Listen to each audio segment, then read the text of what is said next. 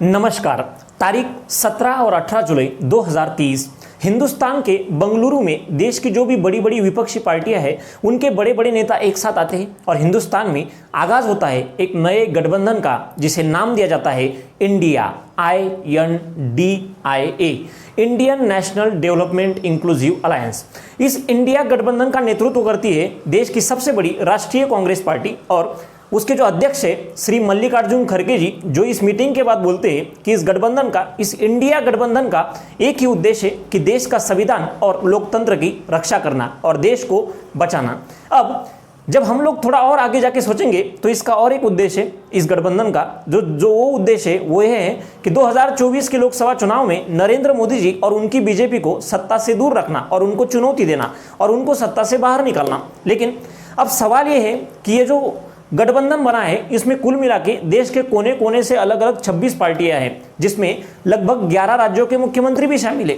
लेकिन ये 26 पार्टियां कब तक साथ रहेगी ये एक बड़ा सवाल है, और इन 26 पार्टियों को कब तक साथ रहने दिया जाएगा ये भी बड़ा सवाल है, क्योंकि उधर आगे बीजेपी यानी भारतीय जनता पार्टी है। आप समझ ही गए होंगे। नमस्कार, मैं वैभव सांगळे, अभी मैं अहमदाबाद में MBA कर रहा हूँ। देखिए, ये जो भी गठबंधन बना है इसमें लगभग 11 राज्यों के मुख्यमंत्री है। मतलब मैं ये बोल सकता हूँ कि लगभग आधे हिंदुस्तान की सरकारें उस मीटिंग में शामिल थी। हम उनकी रिस्पेक्ट करते हैं, उनकी इज्जत करते हैं। अगर इतने बड़े बड़े नेता साथ में आ रहे हैं तो हो सकता है देश के भविष्य के लिए कुछ अच्छा सोचा होगा। लेकिन आगे जाके मेरे को सवाल ये आता है कि ये जो 26 पार्टियां हैं इनकी अलग अलग विचारधारा भी है। मैं आपको इनमें से कुछ प्रमुख पार्टियां और उनकी विचारधारा बताता हूं, फिर आप सोचिए कि आगे क्या होगा। सबसे पहले पार्टी राष्ट्रीय कांग्रेस पार्टी, उसके बाद अरविंद केजरीवाल जी की आम आदमी पार्टी, उसके बाद महाराष्ट्र से शिवसेना उद्धव बालासाहेब ठाकरे, उसके बाद शरद पवार जी की NCP, उसके बाद लालू प्रसाद यादव की पार्टी, नीतीश कुमार जी की पार्टी, उधर अखिलेश सिंह यादव की समाजवादी पार्टी, उधर ममता बनर्जी की तृणमूल कांग्रेस, उधर MK स्टैनिल की पार्टी। तो ऐसी बहुत सारी अलग अलग पार्टियां इस देश की उसमें शामिल है। अब इनकी विचारधारा पे थोड़ा गौर कीजिए। सबसे पहले इंडियन राष्ट्रीय कांग्रेस, कांग्रेस की विचारधारा है सेकुलरिज्म। मतलब ये लोग बोलते हैं कि देश के विकास में कभी भी जाति या धर्म का प्रभाव नहीं होना चाहिए। इसके अपोजिट शिवसेना की विचारधारा है हिंदुत्व। ये लोग हिंदुत्व पे बिलीव करते हैं, इनकी आइडियोलॉजी है हिंदुत्व। और 3 नंबर पे अरविंद केजरीवाल जी की आम आदमी पार्टी, जो बोलती है कि हमें कट्टर ईमानदार पार्टी है, कभी भी भ्रष्टाचार के साथ समझौता नहीं करेंगे और देश को एक मानवतावादी ईमानदारी सरकार देंगे। अब मुझे ये बताइए कि हिंदुत्व वाली पार्टी सेकुलरिज्म वाले लोगों के साथ कैसे रह पाएगी। दूसरी चीज, यही अरविंद केजरीवाल जब पॉलिटिक्स में आए थे तो इसमें से बहुत सारे ऐसे नेता हैं कांग्रेस के जिन पे इन्होंने भ्रष्टाचार के आरोप लगाए थे। अब यही अरविंद केजरीवाल इन लोगों के साथ कैसे रह पाएंगे, ये बड़े सवाल है। और मैं ये सवाल इसलिए उठा रहा हूं क्योंकि इन पार्टियों का इतिहास भी वैसा है। चलो मैं आपको 3 उदाहरण बताता हूं। सबसे पहला बिहार का उदाहरण। बिहार में क्या हुआ? बिहार में 2015 में चुनाव हुए, नीतीश कुमार जी, लालू प्रसाद यादव जी और कांग्रेस की सरकार बनी। अब उसके बाद क्या हुआ? 2017 में नीतीश कुमार जी ने इन दोनों को छोड़ दिया और बीजेपी के साथ हाथ मिलाया और 2017 से 22 तक नीतीश कुमार जी बीजेपी के साथ रहे। फिर 2022 में नीतीश कुमार जी ने बीजेपी को छोड़ दिया और फिर इन दोनों के साथ हाथ मिला लिया। अब मुझे बताइए, एक राज्य में 3 पार्टियां भी साथ में नहीं रह पा रही तो 26 पार्टियां साथ में इस देश में कैसे रह पाएगी, क्योंकि आगे बीजेपी है। तो चलिए, ये तो कुछ नहीं। दूसरा उदाहरण है दिल्ली का। दिल्ली में 2014 में आम आदमी पार्टी और कांग्रेस ने सरकार बनाई और महज 1 महीने में ही वो सरकार गिर गई, क्योंकि दोनों के बीच में संबंध खराब हो गई और अरविंद केजरीवाल जी बोल रहे थे कि इनको कुछ काम करने नहीं दिए जा रहे और वहां पे भी सरकार टूट गई और आज वही अरविंद केजरीवाल और कांग्रेस एक साथ में है। तीसरा और सबसे बड़ा उदाहरण जो महाराष्ट्र का है। महाराष्ट्र में पिछले 4 सालों से क्या हो रहा है? जिस तरह से महाराष्ट्र के मतदाताओं का अपमान महाराष्ट्र के नेताओं ने पिछले 4 साल में किया है, जिस तरह से महाराष्ट्र की गरिमा राजनीति के बारे में जिस तरह से नीचे गिराई गई है, ये पूरे देश ने देखा। किस तरह से महाराष्ट्र में सरकारें बदल गई।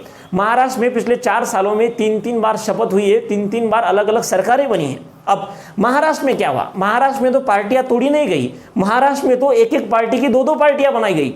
शिवसेना से उद्धव ठाकरे जी और शिंदे जी अलग हो गए, उसके बाद NCP से अजित पवार और शरद पवार अलग हो गए। तो मतलब महाराष्ट्र में जो कुछ भी हुआ उससे महाराष्ट्र का बहुत बड़ा नुकसान हुआ। महाराष्ट्र के बहुत सारे बड़े बड़े बिजनेस, बड़े बड़े प्रोजेक्ट अलग राज्यों में चले गए, क्योंकि महाराष्ट्र की राजकीय स्थिति बहुत खराब थी। अब आगे जाके क्या बोलते कि जब महाराष्ट्र में ये सब हुआ तो महाराष्ट्र को संभालने के लिए पूरा हिंदुस्तान था। मतलब हम सेफ थे कि आसपास पूरा हिंदुस्तानी।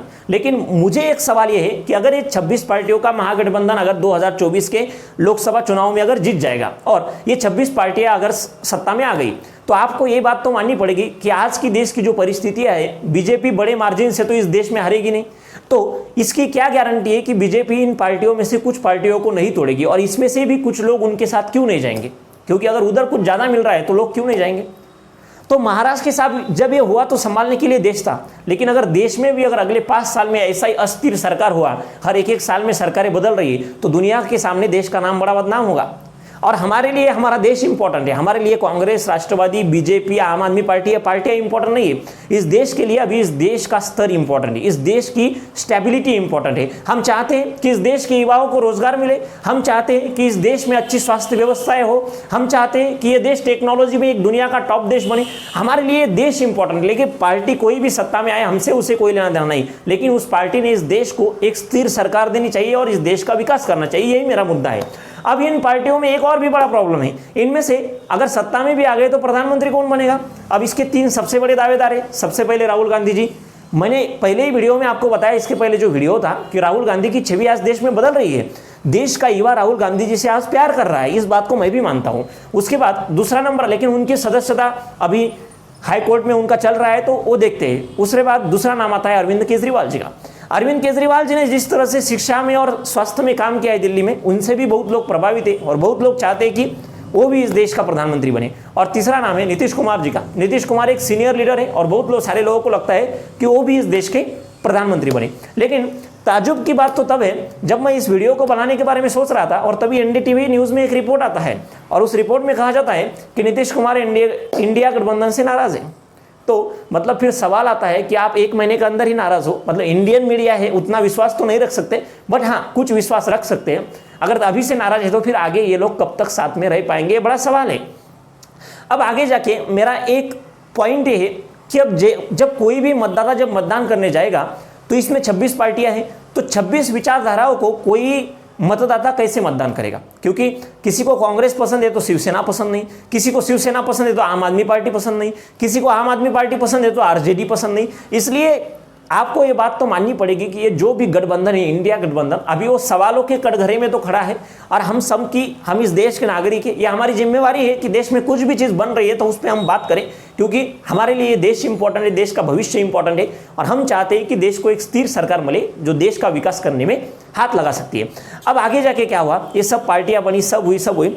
इस सारे विषय पे आपको क्या लगता है, क्या ये गठबंधन देश को एक अच्छी सरकार दे पाएगा?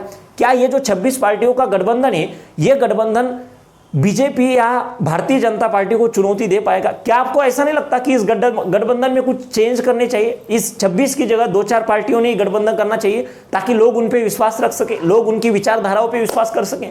बहुत सारी अच्छी पार्टियां भी उसमें हैं। मुझे लगता है कि अगर कम पार्टियां होगी तो लोगों का भी उन पे विश्वास होगा, मतदाता भी मतदान करेंगे। और ऐसा मुझे भी लगता है कि अगर कम पार्टियां होगी तो सत्ता में भी आ सकती है। आपको इस सारे विषय पे क्या लगता है? क्या ये गठबंधन सही है? क्या बदलाव इसमें किए जाने चाहिए? जो भी आपका विचार हो, इस देश के युवा होने के नाते इस कमेंट बॉक्स में जरूर डालिएगा और जरूर बोलिए। देखिए, कमेंट करते समय एक बात याद रखिए, हम इस देश के युवा है, हमारे लिए किसी भी पार्टी से ऊपर है हमारा अपना हिंदुस्तान, हमारा अपना भारत देश। जो भी अपने देश के लिए अच्छा होगा वो कमेंट में डालिए, आपके हर कमेंट का मैं स्वागत करता हूं। उसके बाद आगे का पॉइंट है, इस चैनल को सब्सक्राइब करना ना भूले। ये वीडियो अगर अच्छा लगा हो तो इसे भी लाइक करना ना भूले, क्योंकि मैं और भी अच्छे विषयों पर आने वाले दिनों में बोलूंगा। एक सबसे बड़ी बात, ये वीडियो ज़्यादा से ज़्यादा लोगों तक शेयर करें ताकि हर किसी को देश की जो भी सिचुएशन है उसके बारे में पता चले और हम सब मिलकर एक अच्छे हिंदुस्तान का निर्माण कर सके। उसके बाद आने वाले 8 दिन में मैं महाराष्ट्र की राजनीति में क्यों राज साहब ठाकरे और उद्धव साहब ठाकरे जी ने साथ में आना चाहिए, अगर वो साथ में आएंगे तो किस तरह से इसका फायदा महाराष्ट्र को हो सकता है, किस तरह से महाराष्ट्र का डेवलपमेंट भविष्य में इससे हो सकता है और महाराष्ट्र की राजनीति इससे कैसे प्रभावित हो सकती है, इस पर मैं पूरी ताकत से बोलूंगा।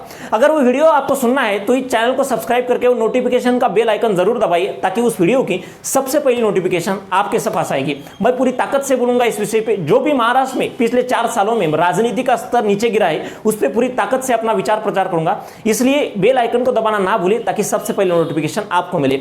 इसी के साथ आप रुक जाते हैं, बस इतना ही बोलना चाहूंगा कि इस देश में जो हो रहा है, जो सच है उसे सच ही कहेंगे, जो गलत है उसे गलत ही कहेंगे। सारे युवाओं को हाथ जोड़ के विनंती है कि देश की जो भी परिस्थिति है उस पर बोलना शुरू करें। अगर हम युवा इस देश में नहीं बोलेंगे तो इस देश का भविष्य संकट में जा सकता है, और अगर हम युवा बोलेंगे तो इस देश का भविष्य सुनहरा और एक अच्छा हो सकता है। इसलिए सब लोग इस देश के लिए बोले, इतनी आपसे मैं रिक्वेस्ट करना चाहूंगा। और आज के लिए बस इतना ही। बहुत बहुत धन्यवाद।